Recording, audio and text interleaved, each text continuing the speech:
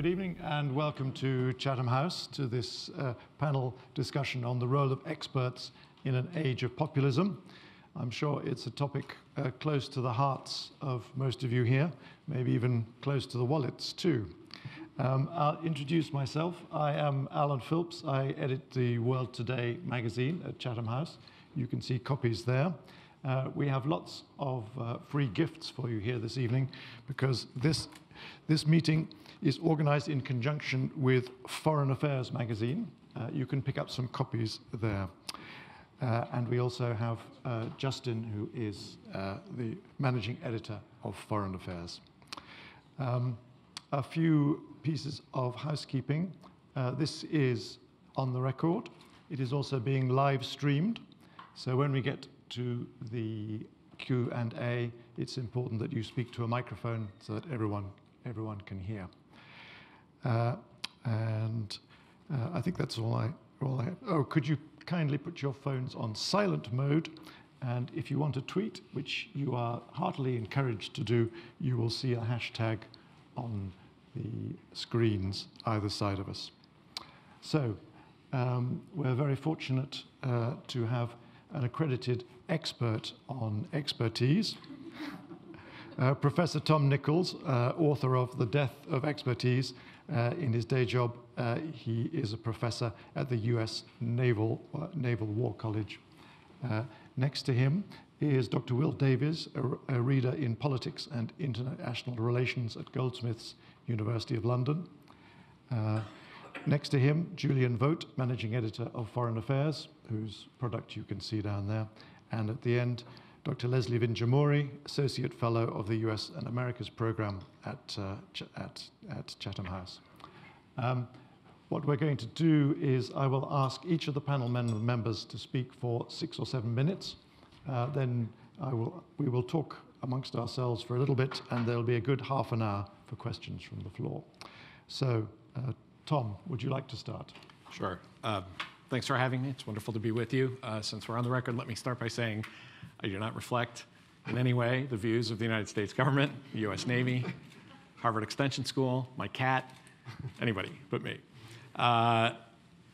The question, I think, posed by the title of the meeting tonight, Experts in an Age of Populism, is whether these two things can coexist, whether expertise and populism can coexist. And I think it's, in some ways, it seems like an obvious question. Of course it can. You know, the world's lived through populist phases before, and yet people trust experts from airline pilots to their doctors.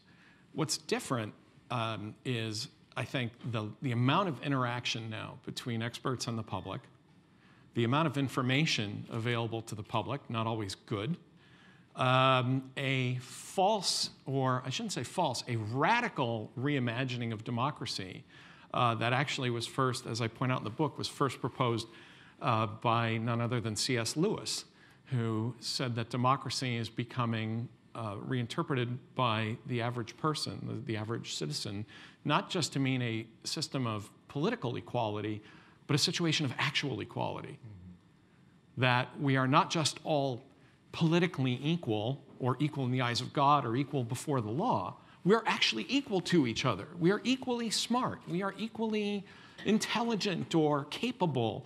And this led, as we were discussing just before we came down, this led to some interesting research on things that didn't used to have a name. Why is it that your annoying uncle, who knows nothing, is the one who holds forth with such energy? Well, it has a title now. It's called the Dunning-Kruger effect, in which the least capable people believe themselves to be the most capable at something.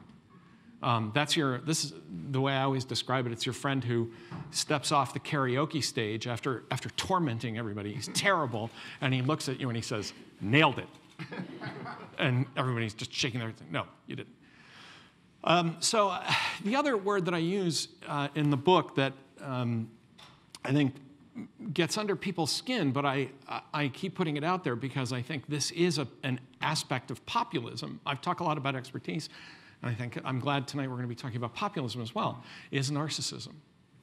I think that this increasingly global phenomenon of, at least in the developed world, perhaps it's an outcome of affluence or higher education levels or the spread of education leading to what I call an illusion of knowledge, is leading to an increased narcissism, that we spend a lot of time alone, we spend it in front of the computer, we believe that every opinion we have has to be expressed. I say this as someone who spends a lot of hours on Twitter, so I'm guilty too.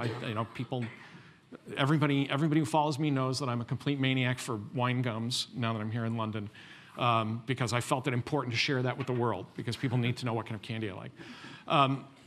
But what I found interesting about this is that I thought when I started writing this that this was primarily an American problem. That Americans, are always, everything we have to say is most important, and we talk, and we have to tell people what's what. I just found out today that the book is going into its 11th foreign language translation.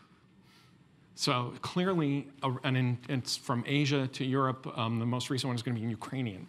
And so it's clearly a problem that other people think exists in their societies. And I think in part that is because of the internet, which is reaching everywhere. I was speaking on, doing a speaking tour for the State Department in the Czech Republic in October.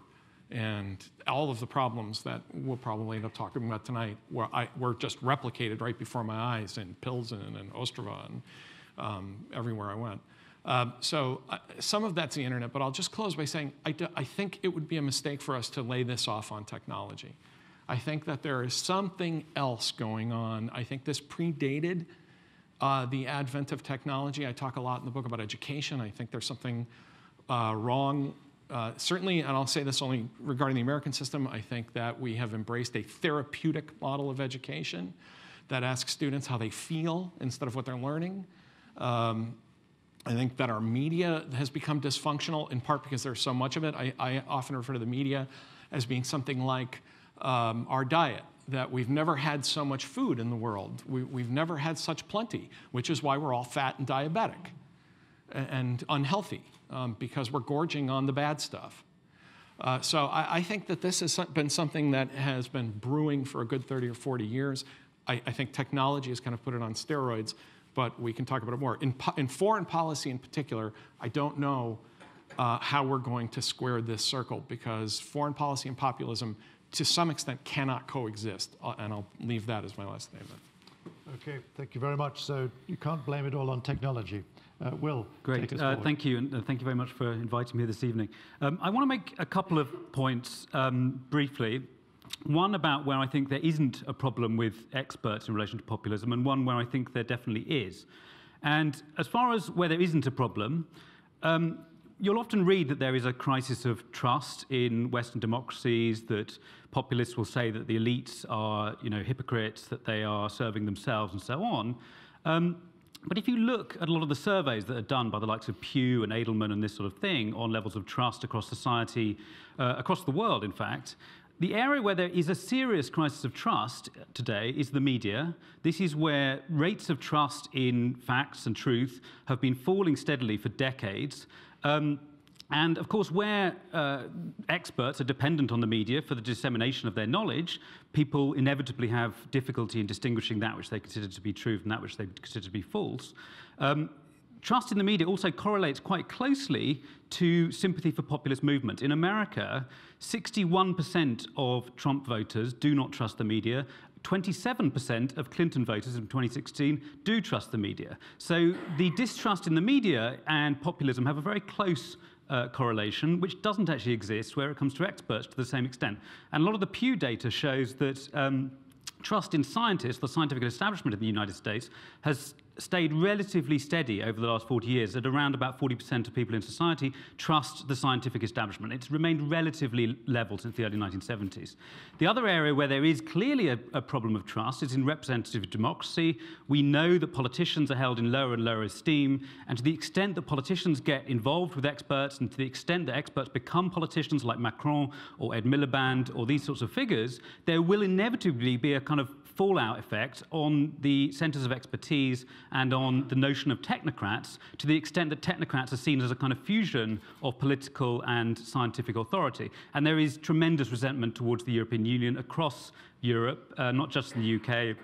It fans the flames of populism in Hungary, Poland, and elsewhere. And that derives from a sense that technocrats working for an unelected government are combining forms of kind of scientific authority with forms of political privilege. Now, that doesn't mean necessarily that people don't trust the facts that experts are producing. In Britain, most people, about 80% of people, trust the Office of National Statistics, but a small minority of people trust politicians who actually use their statistics correctly. So we need to distinguish between trusting the actual experts and the facts and trusting the ways in which those kinds of facts are disseminated in society. Where I think we have had a severe problem over the last decade, and which has contributed directly to the rise of populism, is in relation to economic expertise and economic technocracy. And since the financial crisis of 2007, 8, 9, there have been various drastic failures of regulation, of calculation, of prediction that have led, every time a politician or any kind of public figure stands up and cites economic facts or fake figures or data, they are considered almost in principle to be telling lies by a large section of society. And this isn't simply because that section of society is ignorant, it's for good reasons that have developed over the last 10 years. And I just want to list 3 of those very briefly. The first is the financial crisis itself. This was an epic failure of expertise both by central banks, by financial regulators, by credit rating agencies, by market analysts working inside investment banks, extremely clever, extremely well-educated, extremely well-paid people who started to treat risks as if they were facts and had a complete kind of failure of basic philosophical understanding of what they were doing, which Alan Greenspan eventually admitted after the financial crisis that there'd been a kind of fundamental flaw in the whole ideology of the whole thing. And this led to a kind of meltdown in the governing economic philosophy of the times. Secondly, austerity. George Osborne spent around 6 years saying that cutting public spending would lead to economic growth. None of the economic establishment agreed with that. This is not an ideological point I'm making. There is barely any economist you can find in the world who believes that cutting public spending is a way of growing the economy. There are a few rare examples, and there was one paper that the Treasury based its whole vision of austerity on, which was the famous Reinhardt and Rogoff paper showing that if public debt reached a certain level of GDP, that it would lead to a recession. That paper, as you probably recall, was found to have a basic spreadsheet error in it, leading to the calculations of that paper not actually being valid.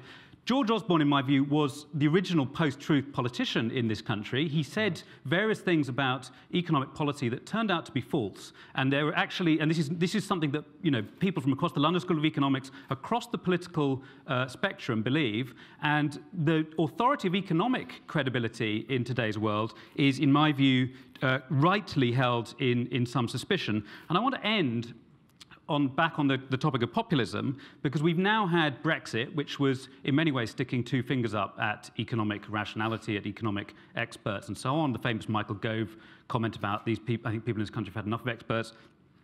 Let me just remind you what the Treasury published. This was the Treasury. This wasn't Vote Leave. This wasn't Leave.eu. This wasn't Farage. This wasn't even George Osborne or the Conservative Party. The Treasury officials published a document saying, this was before the referendum, a vote to leave would cause an immediate and profound economic shock, creating instability and uncertainty which would be compounded by the complex and interdependent negotiations that would follow.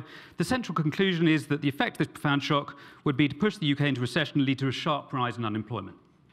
Now, that was a prediction, so of course it can be false. All predictions can be false.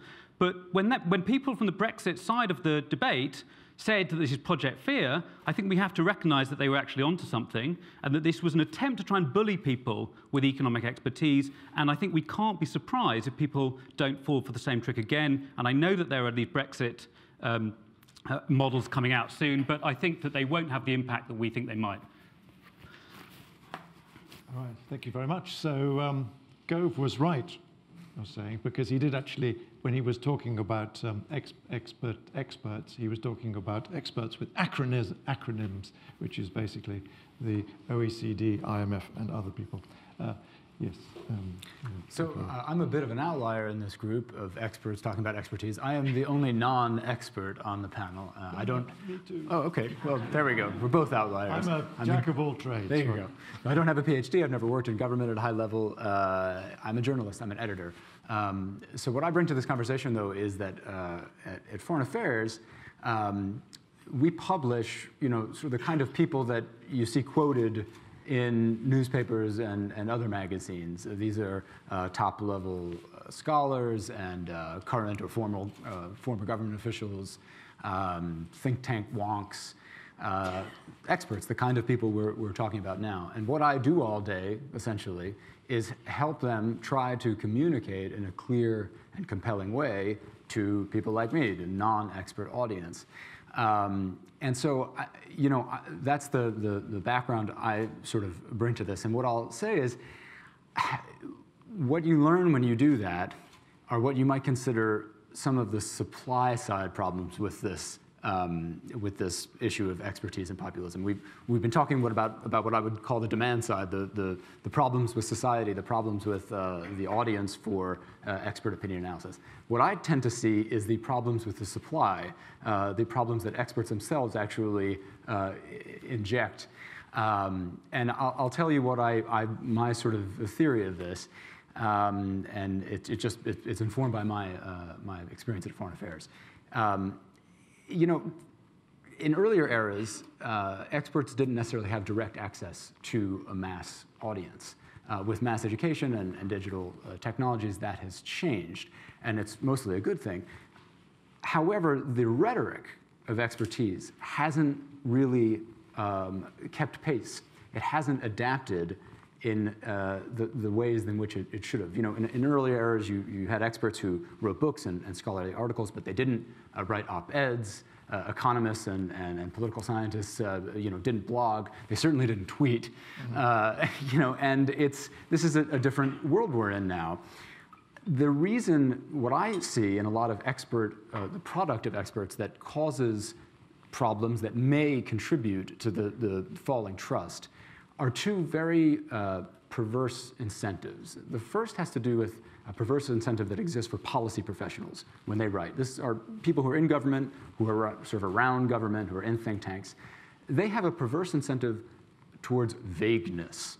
And the second perverse incentive is a perverse incentive that exists for academics who are incentivized to be jargony. And let me talk about the first one. Vagueness, if you are a person whose job it is to inform a policymaker, you have a good reason to get very good at communicating in a strategically vague way, because that politician or that official may have to compromise. She may have to shift her position, actually. And so you're going to get very good at crafting language that is sufficiently vague that it can be adapted for whatever shift happens. So we end up, when we edit folks like this, we end up having to push them a lot on this vagueness. We have to pin them down. So for example, we'll get a sentence like, "Oh, the Trump administration should engage with China on climate change."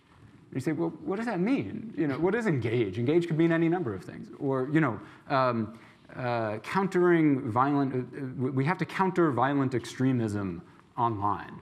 Well, okay, who has to do that? Who has to do this countering? You try to pin people down, and they tend to resist.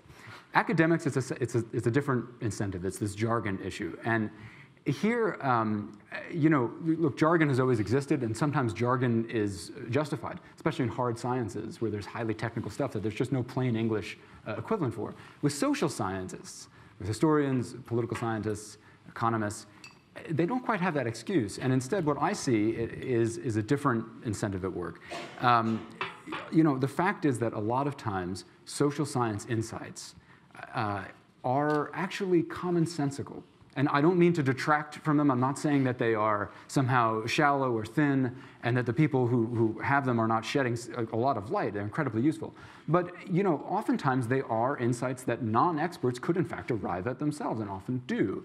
Take deterrence, for example, right? Deterrence is a very important concept in political science and in international relations. Most people intuitively understand deterrence. Most people intuitively understand that a threat, if you're threatening someone, the effectiveness of that threat depends on your credibility. Anyone with young children knows that. And so the difference is that when an expert applies that concept or explores it in depth, she is bringing to that her deep background in the history of this concept and all the different ramifications of it, and the social scientific methodology, which non-experts do not know how to do and do not apply consistently. The problem is it's hard to signal in plain English that all of that is happening. It used to be that the byline would be enough. You know, so-and-so is the professor at elite institution, so-and-so is the assistant secretary of whatever, and you know, so-and-so is being published by Foreign Affairs. Well, that must mean that she or he really knows what they're talking about. Increasingly, that's not the case, because people come to the table with a reduced trust. That has only increased the incentive to use jargon to signal to readers, this is really complicated and very complex, and only someone who's really an expert can understand it. People hate it when we strip that stuff out of their articles, because they say, oh, you're taking all the nuance out, you're taking all the complexity out. When really what they sort of mean is, now I just sound like an ordinary person. And now this is just so, it's too clear. You know, I need to complicate this somehow to signal that it's really important and interesting. So, you know, we try to strike this balance, and I'm speaking for myself, you know, at Foreign Affairs, but people at all different publications do this, and we try to strike this balance between, you know, preserving the complexity, honoring the fact that people are really dealing with high-level stuff, while also making them abandon these perverse incentives towards vagueness and jargon, and with the hope that we're contributing in some way to kind of communication that maybe won't reverse declining trust in you know, figures of authority or authoritative expertise, but might at least stanch the bleeding. Thank you very much for explaining those perverse incentives which make people write incomprehensibly. Leslie. Okay, so now I've changed everything I'm going to say. As an academic slash think tanker, I guess I could put myself in that category. No, I found your comments actually very interesting, but I do have to respond a little bit. I agree that there is this problem of expertise, and there's clearly an incentive within the academy to create disciplinary boundaries, to professionalize, in part to keep people out and to differentiate yourself from the ordinary public, or indeed from other academics and other disciplines for a whole variety of career reasons. Those incentives have gotten higher and created more professionalization and more jargon. But I think I have to come back to the deterrence example. Not everything's entirely intuitive, and sometimes things that the public might take to be intuitive actually are not intuitive. For example, deterrence is not necessarily intuitive. If you threaten somebody, there's a very significant debate about whether that leads to more aggression, more arms buildups, and all sorts of very negative competitive dynamics that can lead you into spirals that nobody wants to see, as opposed to creating the kind of peace and stability that one might hope for. So I think there are very significant debates. And the problem is the jargon, but one doesn't want to underestimate the very important significance of the social science methodology, which has to do with rigorous, qualitative, and sometimes quantitative empirical testing of these supposedly obvious and simplistic findings that social scientists engage in that is somehow different from hard science. In fact, the difference between hard science and social science is something that a lot of people challenge. And in fact, if you think that the methodology is similar across, then I think we should be careful about privileging expertise in the hard sciences and taking that privilege away from expertise and the importance of it in the social sciences. So I would really very seriously critique that argument. Nonetheless, the jargon is a problem. Let me say something really quickly about expertise and about how I think the marketplace matters on, and it goes to the social media and the changes in technology, which I do think are actually very significant. And I know you do, but I know you think it's deeper. But just to sort of put that out there. In 1992, to cite some experts, Page and Shapiro wrote a book one is a Columbia University scholar, I'm not sure where the other is, called The Rational Public. And they found that American public opinion was more likely to be swayed by media testimony delivered by experts that were credible and biased. And this was a very significant statistical finding. So if indeed we have moved to an era where experts and expertise is not valued, and like the previous speaker, I'm not sure that we actually know that that's the case. But we have an intuition that it's the case, but I don't think we actually know if that's the case, and I am somewhat skeptical. It is, if you buy the findings of, at least in the US context, of this very rigorous research that was done of public opinion attitudes, it's a very dramatic, significant, and highly consequential shift. Having said that, I'm not persuaded that the shift is necessarily there, but I think one thing that really is important is differentiating it, and you did that in part across sectors. I think it's also important to differentiate whether or not expertise is being rejected at the level of fact, data, how many people were there at the march, how many people were there for the inauguration, or whether it's being debated at the level of causality. What is it that produces a better economic result? What kind of economic policy leads to greater distribution of benefits, trickle down versus intervention? That's a very different kind of challenge to expertise, and I think that clearly the challenge to facts is deeply problematic. The challenge to the debate over causality that expertise engage in is also problematic, and then to add a layer to that, one concern is are established consensus views amongst experts being challenged, or is the challenge coming in those domains where experts themselves disagree very dramatically? And one could argue that the higher stakes problem is when the challenges to expertise that has been debated on issues of causality, think about climate change, where experts themselves really very much agree. North Korea, I think, is another example on the merits of a preemptive strike, where there really is consensus among the experts, but we get that expertise being challenged frequently by elites, right? Not only by the public. So I think we need to really disaggregate what's being challenged and evaluate the consequences of that. A word on the marketplace, because I think it actually really is important. You know, the idea of liberal theory, the liberals believe that, you know, if you let in this realm of ideas and expertise and facts, if you open up the marketplace and you subject all ideas to, you know, freedom of the marketplace, that the better ideas will win out. My PhD advisor and dear friend and colleague, Jack Snyder, wrote a lot on why this doesn't work out very well in in states that are transitioning from authoritarianism to democracy, that elites actually use the opening up of the marketplace of idea to whip up nationalism in a very problematic way. And I think that some of the arguments in that work that he did with Karen Ballantyne in the 1990s during the wars in the Balkans are things that are really relevant to today. And in particular, they talk about, you know, the segmentation and the fragmentation of the market. And the problem, of course, for populist appeals is that when you have a changing media landscape where there are multiple views expressed by elites through multiple challenges, that's all fine. But if the other side of that needs to be that the recipients of that information are being exposed to diverse views. And to the extent that what we're seeing is the recipients engaging with the media through echo chambers, what we talk about as echo chambers, through silos, so they're not actually being exposed to that diverse array of views, I think we land in a very, very difficult position.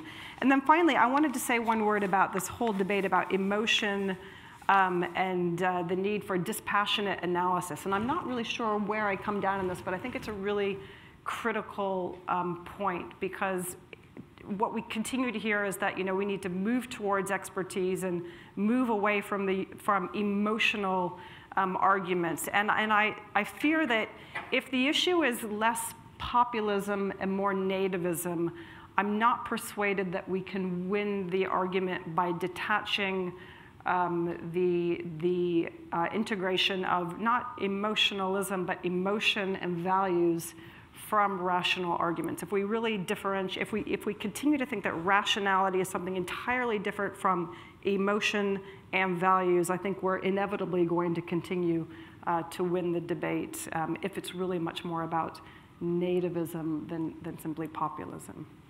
I'll stop there. Well, thank you very much. Thank you very much for that. This is a complicated issue. Well, I'm going to start by asking quite a simple question. for each of the panel members to answer was, is it true that government has got so complex, the machinery of government has got so complex, and that it requires a technocracy, and inevitably, with this complexity, the technocracy is not going to be able to speak to the people as, say, politicians did a century ago?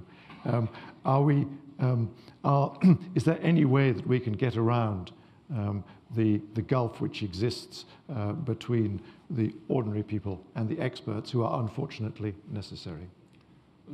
The word we're avoiding here, and Leslie alluded to it a moment ago, is elite. Elite, and yes. one of my pet peeves, and anybody who follows me on Twitter knows I have many of them, but one of my people say, well, you experts and elites, as though we are the same people all the time. And it's simply not true. I worked for a U.S. You are an intellectual elite. Well, okay, but yes. I worked for a U.S. senator. I knew which one of us had the vote. Right. I knew which one of us went to lunch with the president, and it wasn't me. And I think that this question of technocracy raises a larger question, because it's interesting. When we have a gathering like this, the tendency is for experts and intellectual elites to kind of hair-shirt it a bit, to say, what are we doing wrong? How is it that we're not communicating? Why does the public not trust us? What are the mistakes we've made? When I was writing the book, I got the financial crisis, the Iraq War, Vietnam, thalidomide, Challenger, one after another. And in the book, the thing I did that I think is a little more controversial, perhaps because of my own background, I don't come from a particularly privileged background by American standards, is that I start to lay quite a lot of blame for this situation on the public. When the financial crisis, why were there no bad financial instruments earlier, in the 1970s? Because there weren't any bad mortgages, because the banks wouldn't write them, because the government wouldn't allow them to. What triggered the financial crisis? No matter how you slice it, it was a lot of people buying houses they couldn't afford, and buying a lot of houses they couldn't afford. And people don't want to hear this. The Iraq War, you experts told us, no, we didn't. 100 experts took a full-page ad in the New York Times saying this is a bad idea, and the public said, shut up, pinheads. And it's okay. Now, experts make mistakes all the time, but I think we spend a lot of time trying to figure out what we're doing wrong and not thinking about the public holding up its end of the bargain. And that's where we come back to technocracy. Because then the answer really, when it's just, look, shut up and protect me from myself, then there are always going to be plenty of people who say, okay, I can do that. I don't know how many of you have ever seen the classic paranoid 1975 thriller, The 3 Days of the Condor. Anyone seen it? I make my students watch, and at the end, a great CIA conspiracy is outed at the end of it. There, I spoiled it for you. But at the end of it, this very cynical CIA officer confronts the hero, and he says, look, today it's food, tomorrow it's plutonium, after that it's water or oil. He says, what do you think people are going to want us to do about that? And the hero says, ask them. And he says, no, not now, then.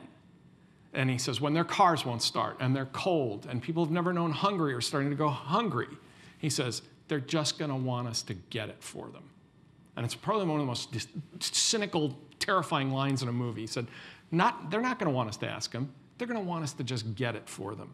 And I'm desperately hoping that we can stave off that kind of outcome, because this current situation is unsustainable.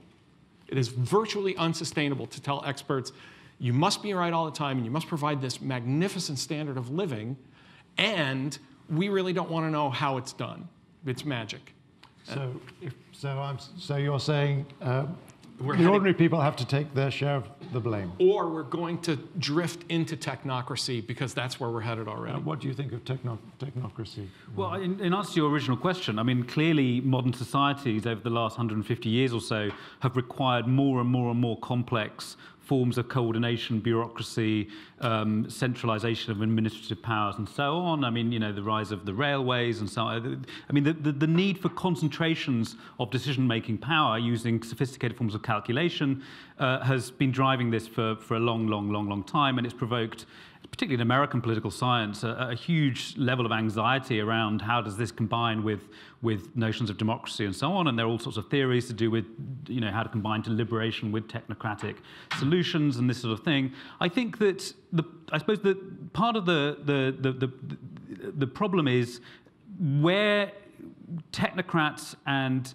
elected figures start to blur into one. And I think that's probably the perception, at any rate, that has started to fuel a lot of populism.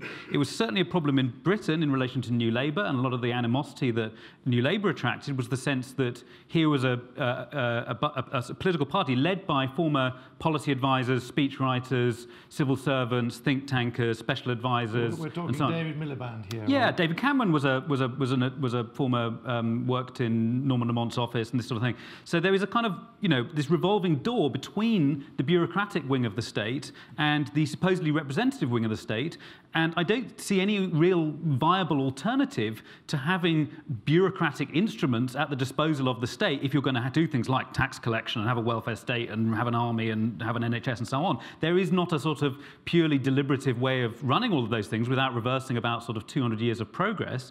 But I think that what has fueled populism is the sense, and of course I'm not letting populists off the hook, I hope, but the sense that people now are all the same, which is in a way that term elites is often used in a kind of pejorative sense, which is, oh, there's a bunch of people in London, Brussels, Washington, DC, and they all know each other, and they're all in league with each other, and they're all very clever, they went to the same universities. That's the populist kind of vision, and I think that what needs expressing, both in defense of democracy and in defense of technocracy, is how the two things are different. And I think that's partly what in some ways, if populism can force that upon us, then it will actually have some positive effects, potentially.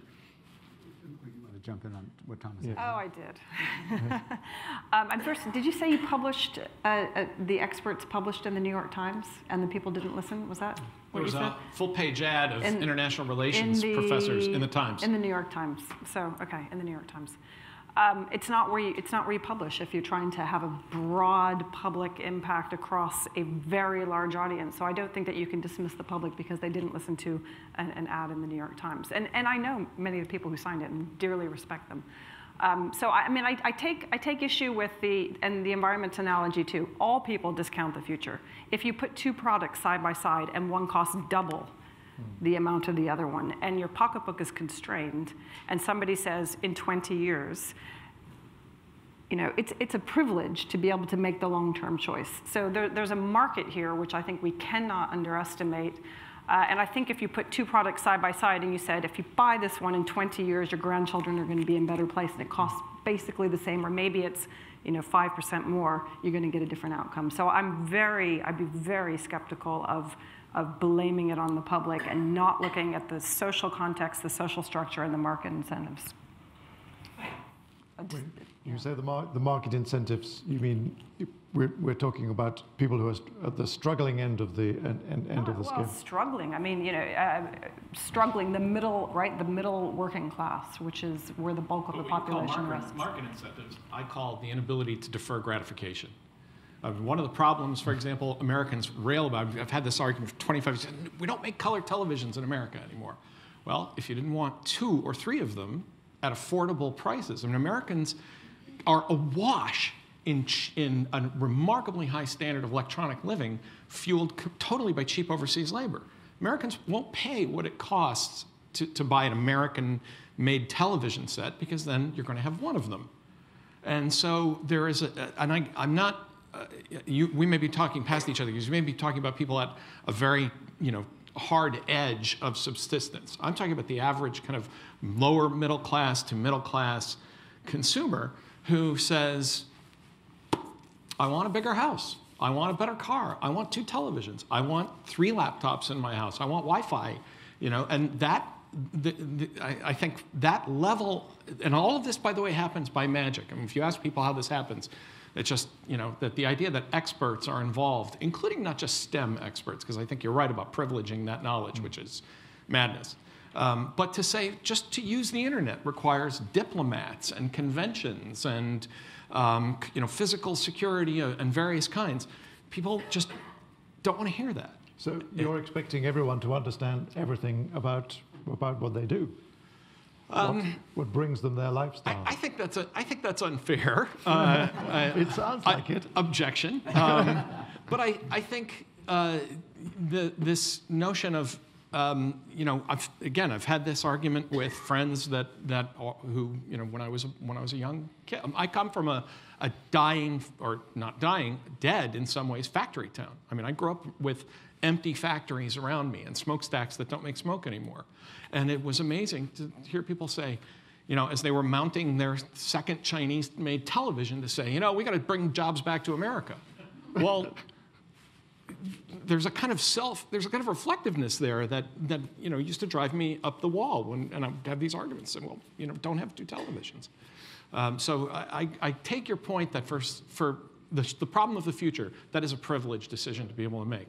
But this is not impossible for the public. We talk about the public as if they're completely incapable of reasoning this way. Very good. Should we open up questions to the floor? Well, let me start. I'll start on the front, which I shouldn't do, over there. Could you announce who you are? My name's James Bowen. I'm a journalist and author, an occasional expert at different times in my life on different subjects.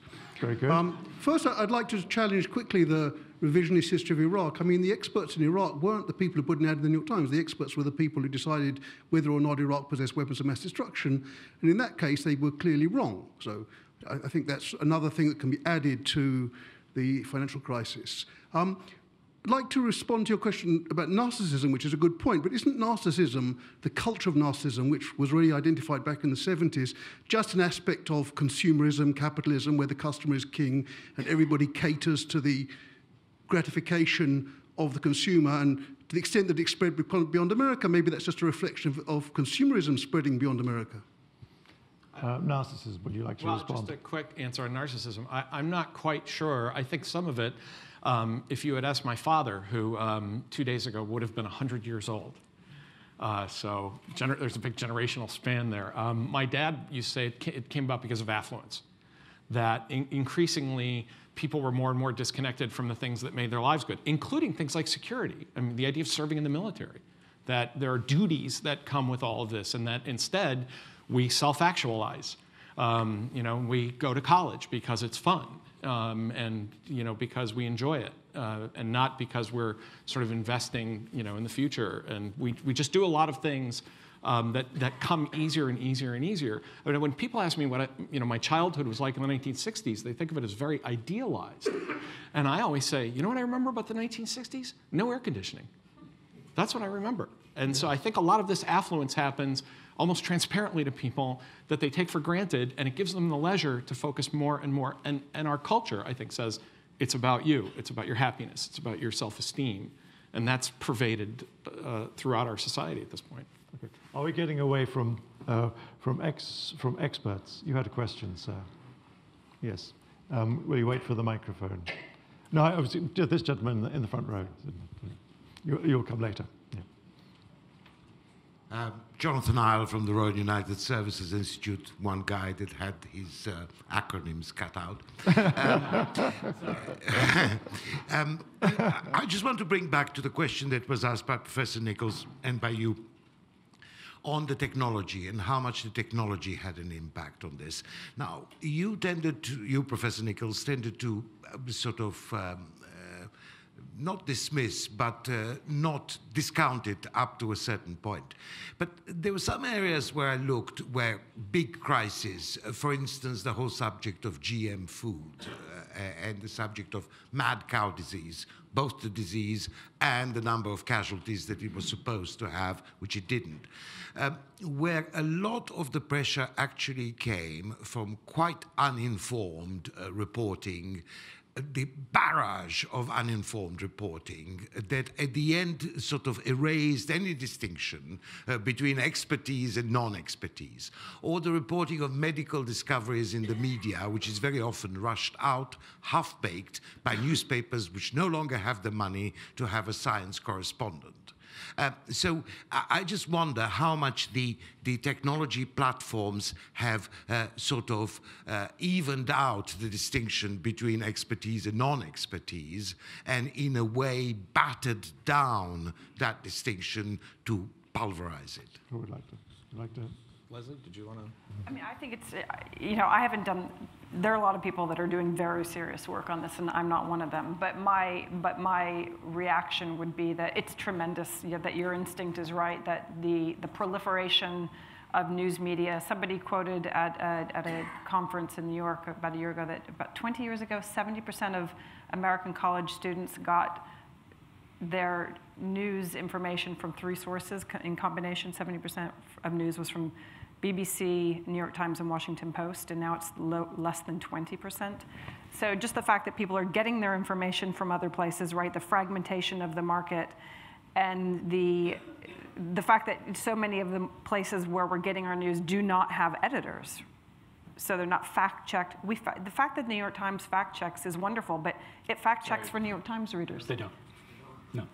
Newspapers are not fact-checked. I don't mean that. They have that separate column where they say fact-checking of, right? The New York Times runs a piece now. They do run a sort of feature where they fact-check statements, that's but they don't fact-check their own. No, sorry. I'm referring to the feature that they're running now where they're fact-checking public statements by people like Donald Trump.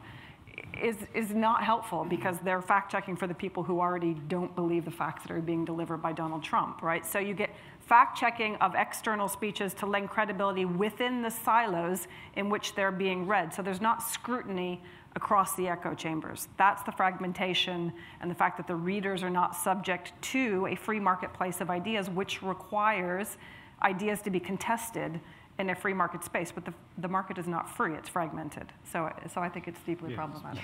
Sorry, speaking of editors, and this goes to your point, you were talking about the Edelman Trust surveys. One of the most incredible findings in that most recent survey, and one that I took sort of personally, was that amongst UK public, 59% said they were more likely to trust a search engine than a human editor.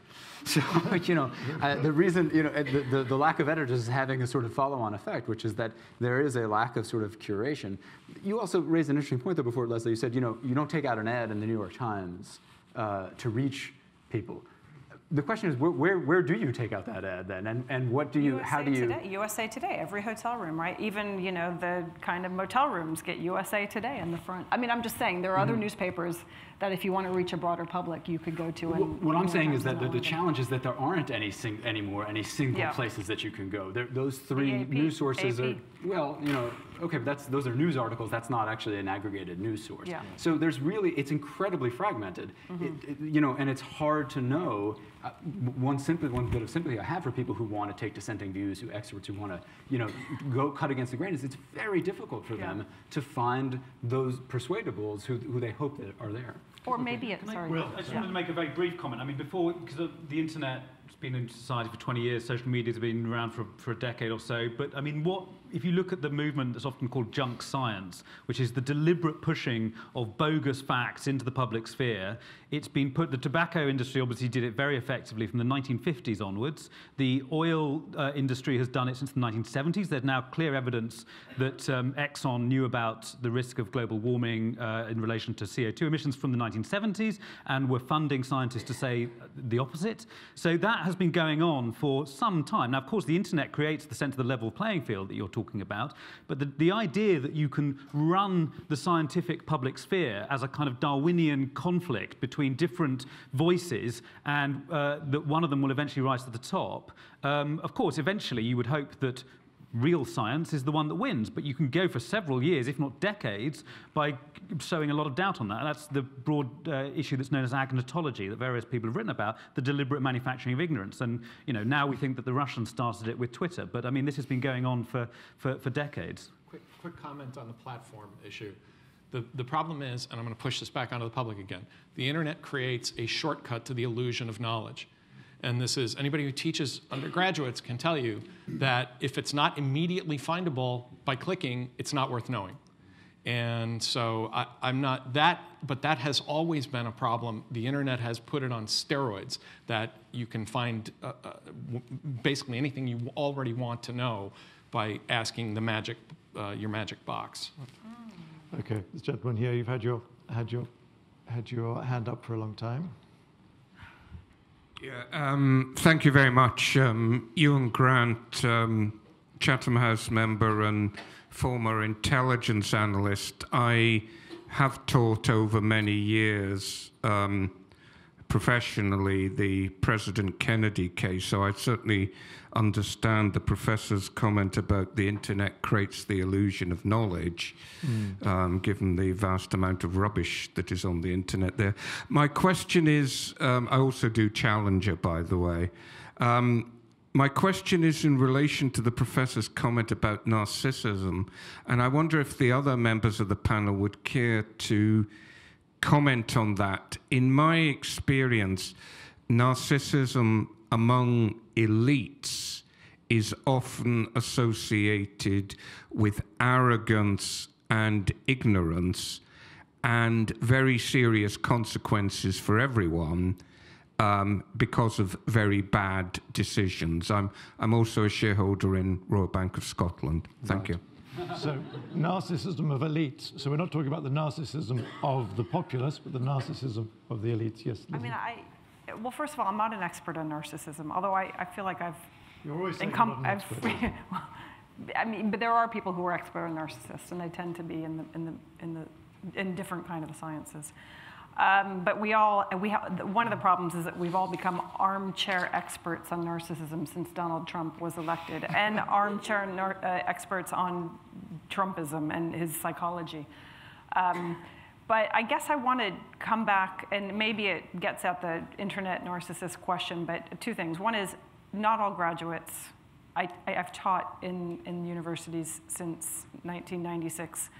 And still teach, including yesterday. And I can promise you that not all graduates stop with what they can find on the internet. In fact, I would say that the vast majority, but 80 to 90%, probably 95% of my students think very hard, long beyond the internet. They do like to get access to books and articles online, but they read them, they debate them, they think very seriously. Maybe things are better in the UK than in the US, but I've taught in the US as well. So I think we have to be careful about taking our graduates and our undergraduates down further than they deserve to go.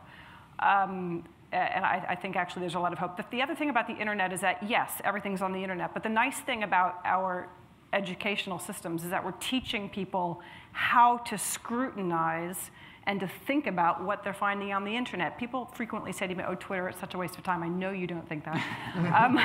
But the thing about Twitter is, I always say, well, what do you mean? Like, are white pieces of paper a waste of time? It's simply a vessel. It's a tool. You have to decide what's useful, who's useful to follow, when they're speaking the truth, when they're not, right? That takes a level of education and discipline, and that's what we teach our students and our peers and our colleagues.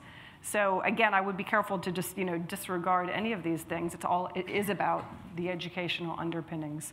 And so narcissism and the internet. And I guess I don't have a good way of answering the question. I feel the phenomenon. Narcissism amongst the leadership, leaders, narcissistic leaders. That was what you were asking about. But what is the question? There are. I've seen a connection with arrogance and ignorance, but in an elite context, and that it tends to lead to disaster. And I've seen very obvious cases of that. Yeah, absolutely.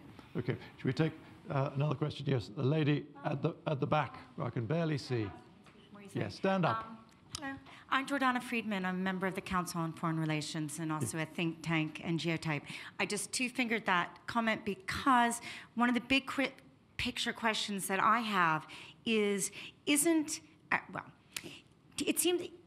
the populism that we're seeing, in other words, a kind of it really is about, in my opinion, non-expert elitists kind of battling it out with other elitists, AKA experts, and who have perhaps just chosen the mechanism of populism. They've ridden this cycle, which is part of a historical cycle where populism comes and goes, and they're running with it. I'm just wondering, is that a paradigm that speaks to any of you, or is that, or is that a misjudgment? I think the point about experts bullying people with expert opinion is something I've warned experts about. That the one thing I don't talk about in the book, because I hate this subject more than any other, is climate change. because it is, I mean, there is a lot of bullying going on, because I think, climate change is real, it's happening, we have to do something about it. But I've had discussions with scientists where I keep saying over and over again, people have a right to make dumb choices, to do bad things. As I say in the book, if the people of Boston want to let the city slide into the harbor, that's a terrible choice. But you can't say, because my facts are true, you must adopt my policy proposals. There is a world of difference between those two things. Now, I think where people get frustrated, and where I get frustrated with people, is they do see these intra-elite or intra-expert battles, and they want to be involved in them, because it's kind of like during the Cold War when we used to argue about arms control. People felt, look, my life is in danger here, and I want to be a part of this. I don't want you guys just talking over my head. But I am forced to point out that as people say that, we also know that most Americans cannot name all three branches of their own government. 36% of Americans can find North Korea on a map. The rest of them think it's in Australia. I'm not kidding. We really, and the problem is that correlates really strongly. Washington Post did a poll a few years back where the people who had the strongest opinion about the use of military force in Ukraine, believing America should intervene militarily in Ukraine, now think about that for a minute, were also the people least likely to know where it was. That makes sense. That makes sense, right? If you see that Ukraine is as close to Russia as it is, then of course you don't think it's a good idea. But if you don't know that, then of course you think differently. I mean, I read that in your book, and I thought, well, that makes sense to me, right? Of course. Where's the person who says, wait a minute, I don't know where that is, I'm not going to express a strong opinion, and I'm going to find out? You didn't give them the opportunity to answer. I mean, yes, I think the question was more about, well, what we're talking about, this populism, is it various elite people who are coming along and riding this populist wave? I mean, are you thinking of commodity brokers like Nigel Farage and other things like that? Sure, market opportunists. Tom, let me just point out one thing, though, that relates to this, is that you don't write about climate change, it bothers you. You say that you tell scientists people have the right to make bad choices, but the other half of your critique is all about how their terrible choices are ruining everything. So, those two things don't square that well. I haven't given up my commitment to democracy entirely. But let me point out, though, that with climate change, the issue, to my impression, is not so much that people are saying, I get it, it's totally true, and it's just awful, but I'm just going to keep, driving my gas guzzler. There really is denialism. There is a real, what you see as bullying, from my point of view, is exasperation and desperation with trying to overcome this strain of denialism that just won't budge. There is some of that, but I think you'll also find that with a lot of programs and a lot of policy choices, people will agree with the experts right up until they're confronted with the costs of it. Right. Yep. And then suddenly it's, well, I don't know if that's true. I see. So you see the causal lateral going the other way. Right. Yeah. Okay. Okay. Who has another question? The gentleman in the glasses there. Hi, thank you. I'm Ahmad Ahmad. I'm a PhD student at UCL. The panel's been discussing what platform to use to persuade and access people who might not be easy to persuade. What if you caught them off guard and appeared on their local radio stations? So you wouldn't have to venture into the bar in the town that you grew up. You wouldn't have to get a bloody nose. You have a wall of separation, and maybe it's a little bit highfalutin to assume that they're reading newspapers. Yep. So I didn't quite get your question. So the question is, would you consider going to the places that you grew up, if you're not from DC or London, and featuring on the local radio station? I've done talk radio all over the United States, and American talk radio. And I've done it precisely for that reason, because I can't complain about people not heeding expertise if I'm not willing to go to where the people are and talk to them. And I have been, in my career, not just since this book, but I used to write about Russia. I was a Soviet expert, which tells you that I use that word, how long ago that was. Arms control. I've given talks, all over the U.S., all over North America. So I believe in that, and I think experts need to do it. Yes, can I just add one line on that? I had an experience, I think it was yesterday, where I was on a panel and somebody from the State Department, actually it was on the record, so Heather Newart from the State Department, spokesman, right, for the State, cited a Fox News poll where Trump's popularity was very high. And so I say this because it was a panel discussion, and I wasn't given space to respond to that. So one thing that I think is incredibly important, and this wasn't the local media station, this was Australian Broadcasting Corporation, you do have to have training, right? It's easy to go on CNN or BBC, but when my other example would be going on LBC, where they suddenly put somebody on an American who basically said, everybody in Africa is a terrorist. And you need training, right? You need to know how to respond very quickly to things that are really beyond the pale that you don't have to respond to if you're just talking in the classroom and publishing in the New York Times and talking on CNN or BBC. Right. So, Justin, what do you think of this? I mean, should people who contribute to your magazine, should you say, no, cut it down to 600 words and get it in USA Today? Is that what? No, we don't think that, although it's funny you mentioned that because we did used to do exactly that. We would take our articles and create these like op-ed versions of them precisely for USA Today. In fact, that's where we would publish them. Right. It's interesting that you raised that because we found it got very little traction. Yep. It got very little response. And this issue of going to where people are and their home, there are no small town newspapers anymore. And talk radio is what there is, and there's Fox. And I think the other thing is that Fox, we can have a whole panel discussion about that, but Fox has in a lot of ways replaced those voices. It's supplanted them, and it's done so successfully. It's the genius of Fox, really, is one of the unheralded genius of it, is to replace those voices, make them seem like, oh, this is the person from where I'm from, when of course they're not at all. Dan Waltz from the Washington Post was asked, I was on a panel with him a couple of months ago, and somebody said, why don't you guys write more policy pieces to inform people? He said, we write them. People won't read them. Right. Yeah. Okay, more questions. I think we'll take 3 questions. Shall I start there? This gentleman here. Could you tell us who you are? Hi, my name is Karim Kwanda. I'm a member of Chatham House. So the issue of the decline of credibly independent institutions, perhaps coupled with the rise of unchecked political tribalism, would you say, or to what extent would you say that this is a fault line that's relevant to what we're talking about today? Right. The gentleman with the red scarf.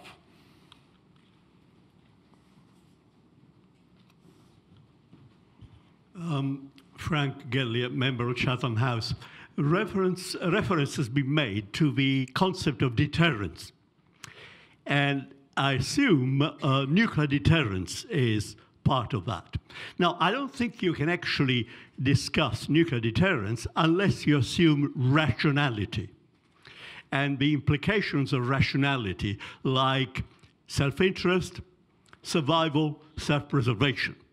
Now, a few years ago, some so-called experts, on the basis of some theological beliefs held by the president of Iran at the time, Mahmoud Ahmadinejad, brought up the notion of a nuclear attack by Iran on Israel.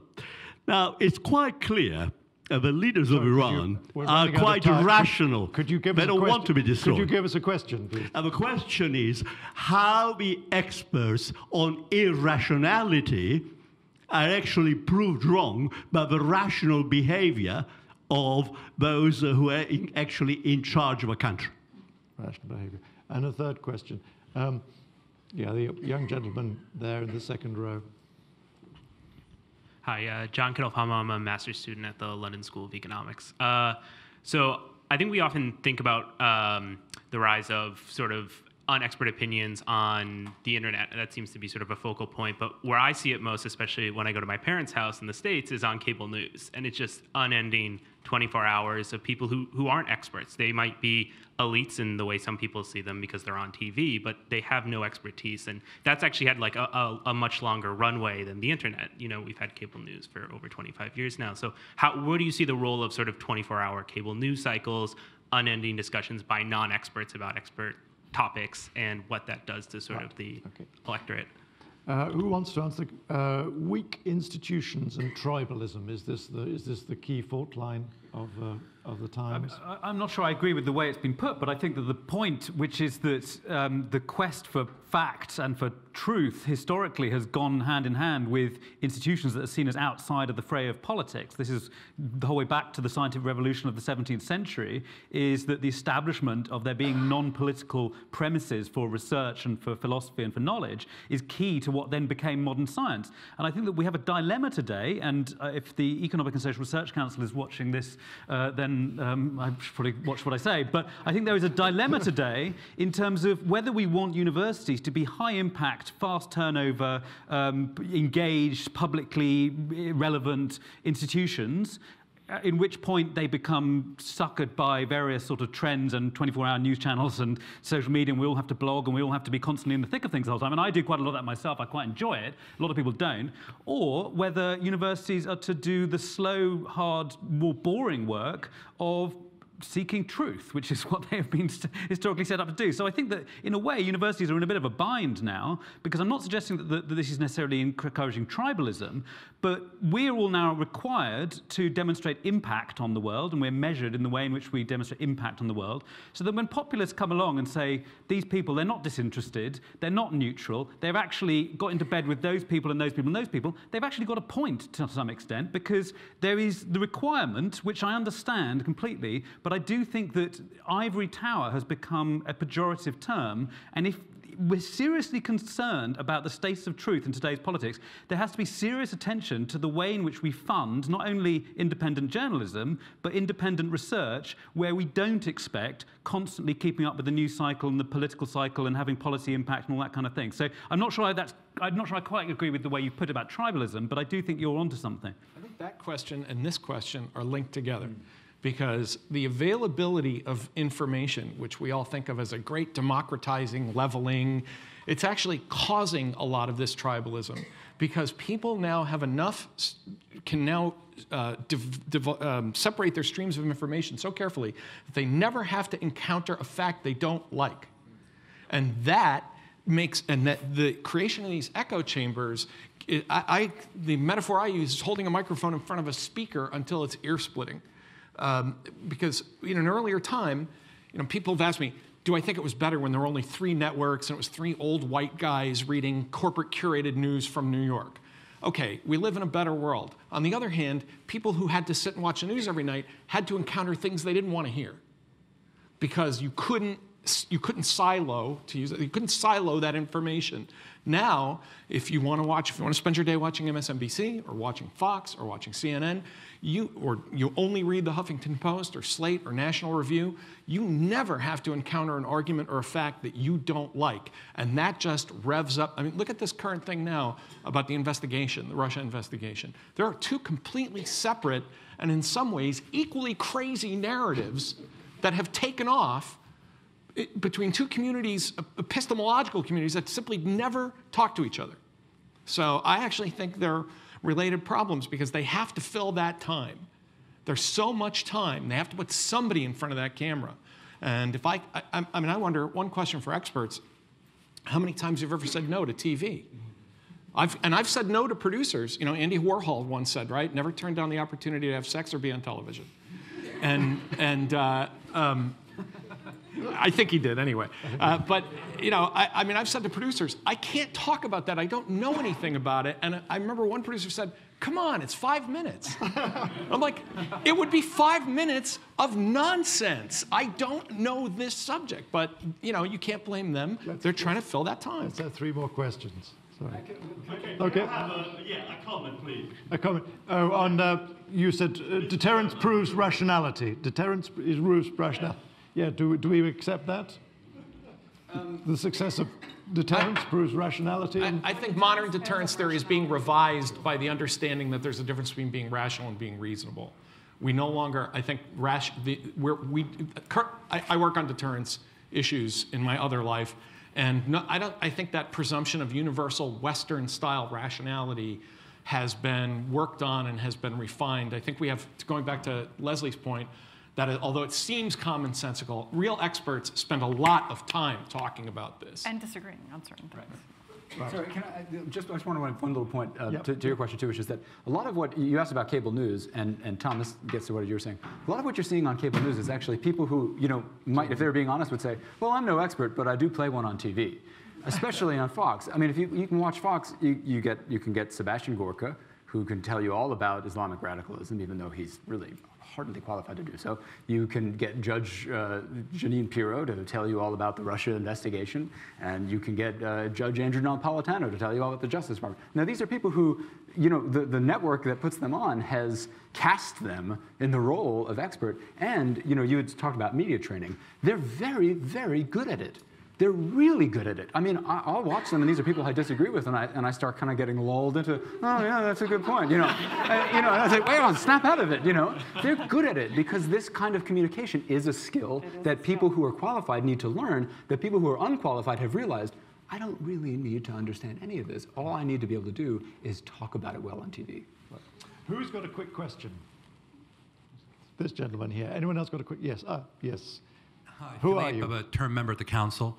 It strikes me that there might be some policy choices we can make to improve the quality of expertise and the credibility. So if you contrast the states where I grew up in Singapore, where I lived for a long time, the amount of prestige and the associated pay that goes with traditional positions of expertise, whether it's teaching or government civil service. You grew up in Singapore and the smartest boys and girls in your class went to Harvard and Oxford and then came back and went to find different ministries in Singapore because their tuition was paid for. You immediately say, wow, these are really bright people. And they also aren't compelled because they're paid well to necessarily trade in that job to go make money in the private sector, right? So you don't have that same corridor, like you do in DC to New York.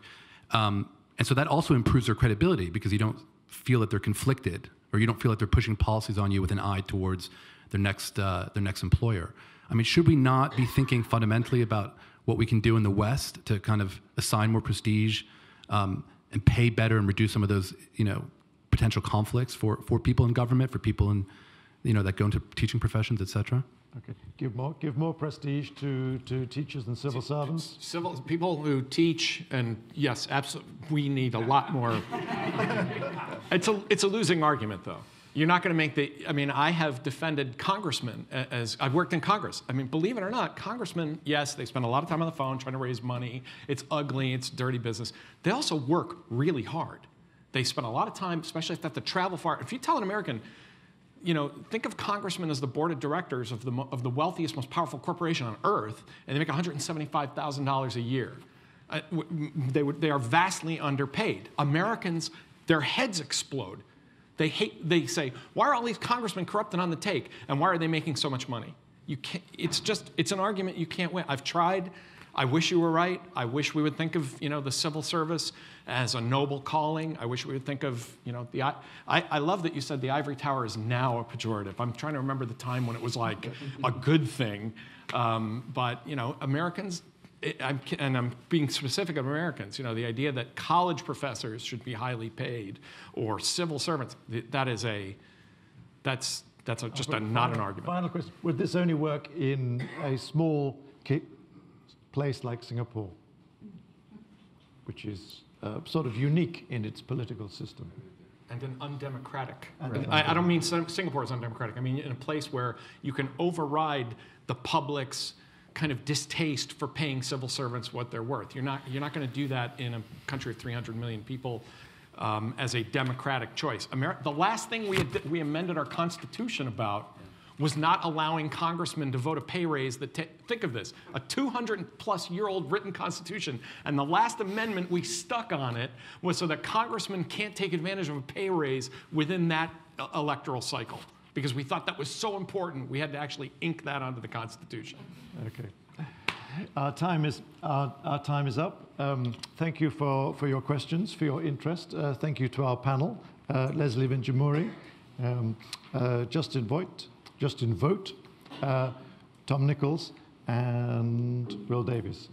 So will you join me in a round of applause for our panel?